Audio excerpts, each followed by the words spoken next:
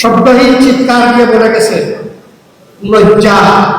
লজ্জায় সমাজ, লজ্জায় দেশ, লজ্জায় জাতি।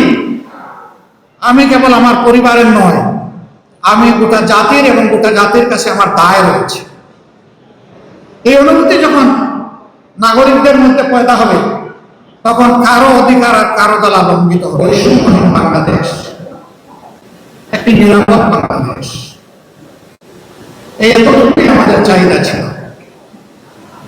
কিন্তু দুঃখের বিষয়ে চাহিদা পূরণ হয়নি। আমরা দেখছি সমাজের বিভিন্ন ক্ষেত্রে যুগ যুগ ধরে, শুধু আজকে অস্থিরতা চলে আসছে।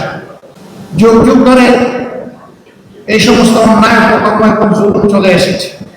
কোনো সময় মাত্রা একটু কম, কোনো সময় একটু বেশি। জুলুম কখনো বন্ধ হয় না, এবং জুলুম থেকে জাতি মুক্তিও পায়। তার সবচেয়ে নিদারুণ শিকার হয়ে মাত্র 2 দিন আগে সারা বাংলাদেশের মানুষকে কাঁদিয়ে 8 বছরের একটা শিশু শব্দহীন চিৎকার দিয়ে বলে গেছে লজ্জা। লজ্জায় সমাজ, লজ্জায় দেশ, লজ্জায় জাতি। আমরা 8 বছরের একটা শিশু ইজ্জতের নিরাপত্তা দিতে পারিনি। হ্যাঁ, রাষ্ট্রের পক্ষে এটি সম্ভব নয়। ঘরে ঘরে পুলিশ পাঠিয়ে এই ধরনের অপকর্মকে দমন করা বা বন্ধ রাখা রাষ্ট্রের জন্য সম্ভব। রাষ্ট্র যদি তার নাগরিককে সত্যিকারের মানবিক এবং সুশিক্ষা দিতে পারে, তাহলে সেই সুশিক্ষাই সমস্ত কুসংস্কারকে ভেঙে দিতে পারে। আমাদের অভাবটি হচ্ছে এই জায়গায়, আমাদের শিক্ষিত লোকের কোনো অভাব নেই, কিন্তু কি শিক্ষিত, কেউ অল্প শিক্ষিত, কেউ অক্ষর জ্ঞান বঞ্চিত, আজকে আমরা একাকার হয়ে গেছি। নৈতিক শিক্ষার অভাবে এই অবক্ষয় দেখা দিয়েছে। মহান আল্লাহর দরবারে দোয়া করি, আগামীর বাংলাদেশ যেন নৈতিক শিক্ষা নির্ভর একটি বাংলাদেশ হয়।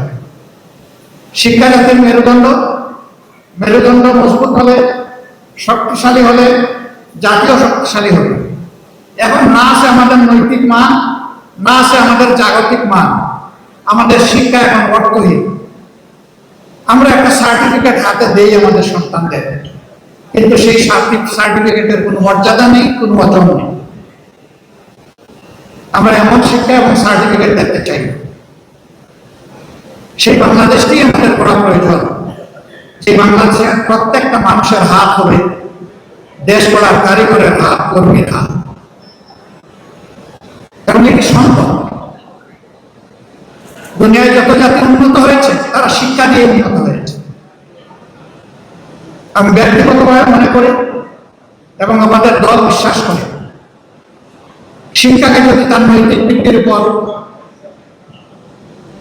সর্বাধিক মানবিক এবং জাগতিক উৎকর্ষ দিয়ে গড়ে তোলা যায়, তাইলেই কেবল একটা সোনার বাংলাদেশ গড়ে তোলা সম্ভব। কারণ ওখান থেকে ওই মানুষটি বের হবে যিনি যত বড় শিক্ষিত হোক, সমাজের যত বড় দায়িত্বপূর্ণ পদে অধিষ্ঠিত হন, তিনি একথা বিশ্বাস করবেন, আমার এই শিক্ষার পিছনে, বেড়ে ওঠার পিছনে, আজকের এই দায়িত্বে আসার পিছনে এদেশের প্রত্যেকটি মানুষের অবদান রয়েছে।